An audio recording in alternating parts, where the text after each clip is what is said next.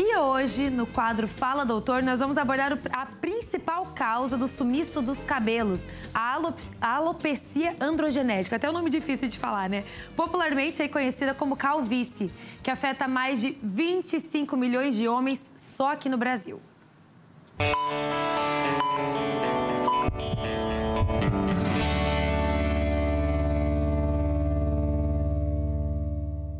A tricologista e especialista no assunto, Simone Correia, é quem veio aqui no estúdio para tirar todas as nossas dúvidas sobre a calvície, esse problema aí que afeta tanta gente, né? Boa tarde, Simone. Boa tarde. Tudo bem com você? Tudo bem. Simone, a gente até um pouquinho antes do programa estava batendo um papo e você me disse que hoje, lá na sua clínica mesmo, você atende mais mulheres do que homens, né? O que é difícil a gente entender, porque é muito mais fácil a gente ver homens ficando calvos, né?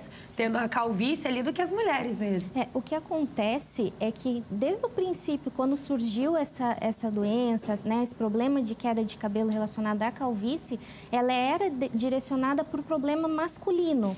Mas não é a realidade hoje, né? Hoje a gente percebe, há 10 anos, quando a gente começou a tratar esse problema, tinha 70% de homens, 30% de mulheres. Hoje a gente já trata 60% são mulheres e 40% homens. E 40% homens, né? Então até mudou, as estatísticas já mudaram, né? Mudaram bastante. E quais são as causas? A gente sabe que na maioria das vezes são causas genéticas. Então se o vovô, se o pai lá tá ficando calvo, pode saber que você tem chance de ficar também. Já é um sinal. Mas, assim, o fator genético influencia bastante. Existe uma substância que ela é chamada de dihidrotestosterona, a sigla DHT. Ela influencia no folículo do cabelo, fazendo com que esse folículo vá atrofiando. Porque a calvície nada mais é do que um afinamento dos fios. As pessoas que passam por esse problema, elas vão observar que o cabelo vai ficando fininho, fraquinho. Ralinho, exatamente, né? Até um ponto que ele para de nascer. Esse é um fator muito importante, mas tem os outros fatores que influenciam. O estresse, isso está muito relacionado na mulher. Por que a mulher também está apresentando esse quadro? Pela vida corrida, né? Todo esse processo, então acaba que vai afinando o cabelo também, vai tendo essa influência, que é muito importante. No caso da calvície, o estresse influencia bastante a alimentação, o dia a dia, que são os fatores que vão está contribuindo para esse processo. Nesse caso, então, a gente pode prevenir, né, um pouquinho, mas quando a gente fala de questões genéticas, já não tem o que fazer e daí a questão é tratar esses problemas, né? Hoje em dia, antes tinha muito essa cultura, se é genético, não tenho mais o que fazer. Tem sim, porque esses fatores que são, na verdade, 75% do que influencia, você tem como trabalhar para aumentar ou diminuir essa expressão genética. Então, a gente consegue sim, hoje tem muita tecnologia que dá para fazer tratamentos para prevenir e também para recuperar. Olha só! Isso aí é muito bacana também, porque o pessoal... Então, quem ali já tem na família casos, é bom já ir cuidando, já fazendo uma prevenção, fazendo esses tratamentos, né? E um outro assunto que eu acho bacana a gente falar, Simone, é que, assim, por muito tempo a gente só escutou falar de implante de cabelo, né? Para os casos de calvície, então, tem que ir lá e fazer implante. Mas a gente sabe que é muito caro, é inacessível para uma boa parte da população, e aí surgem as outras alternativas de tratamento, que é disso que você vai falar pra gente aqui agora, né? Exatamente. Existem inúmeras alternativas de tratamento. Então, existe tratamento de laser, existe tratamento de fotobiomodulação, tratamento de intradermoterapia, microagulhamento. Tudo isso é importante porque são tratamentos com embasamento científico. Então, você consegue, sim, ter uma boa resposta no tratamento e em casos de pessoas que às vezes gostariam de fazer um implante, inclusive podem fazer o tratamento também, porque esse tratamento também ele serve como pré e pós implante. Então, ele consegue se enquadrar bem em todos esses casos. Ele pode, inclusive, um complementar o outro também. Exatamente, que é o que muito acontece também. Então, às vezes a pessoa fez um implante, às vezes a pessoa pensa, eu vou fazer um implante e não preciso tratar. Precisa, porque o cabelo que não foi feito o processo cirúrgico, ele vai continuar com esse processo de afinamento. Então, é bom você associar, né? Sempre ter um tratamento vetorizado e multidisciplinar é muito importante.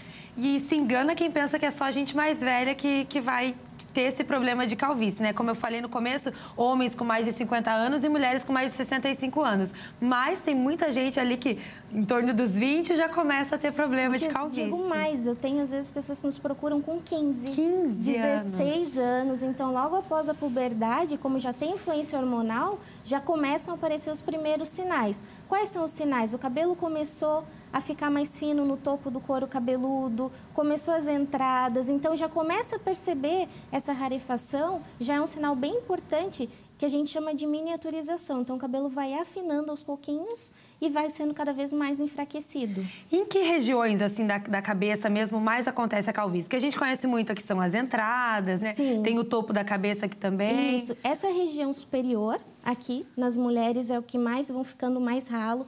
A gente até diz que parece uma árvore de Natal invertida ali. Então, aqui começa a ir passando esse processo. Região do vértex, que é a coroinha, que os homens chamam, né? E as entradas são as regiões que começam a apresentar os primeiros sinais. Então, já é um sinal de alerta. Você começa a olhar no topo do couro cabeludo, tá aparecendo o couro cabeludo, percebe uma diferença entre a região da nuca para essa região superior, já é um sinal que dá para ficar, né, com as anteninhas já ali tem que procurar um especialista. Exatamente. Inclusive, tem algumas imagens que a gente separou aí pro pessoal de casa, que dá para mostrar alguns dos tratamentos que vocês fazem para tratar, né? Dá pra gente dar uma olhadinha ali?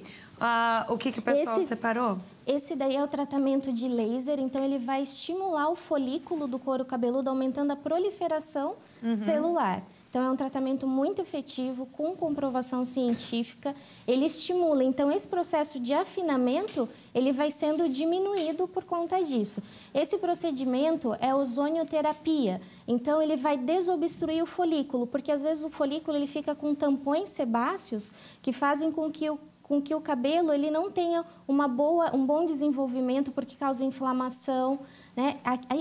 Esse próximo vídeo mostra a tricoscopia, que é a análise que é feita para identificar a espessura do cabelo, para saber se realmente como que esse cabelo está, se ele está com afinamento, como que está o couro cabeludo, se existe inflamação ou não. É muito importante essa análise para a gente saber exatamente o que está acontecendo e direcionar o cliente para o tratamento mais adequado. Esse exame, então, esse último vídeo que a gente viu é como uma avaliação.